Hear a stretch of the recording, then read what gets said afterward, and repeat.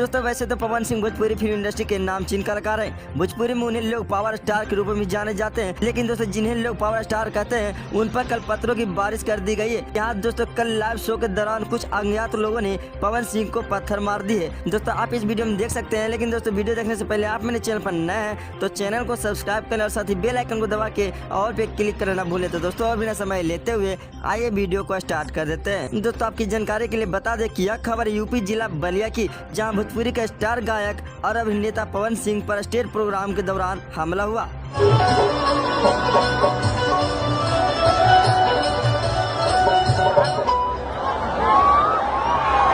ये बहुत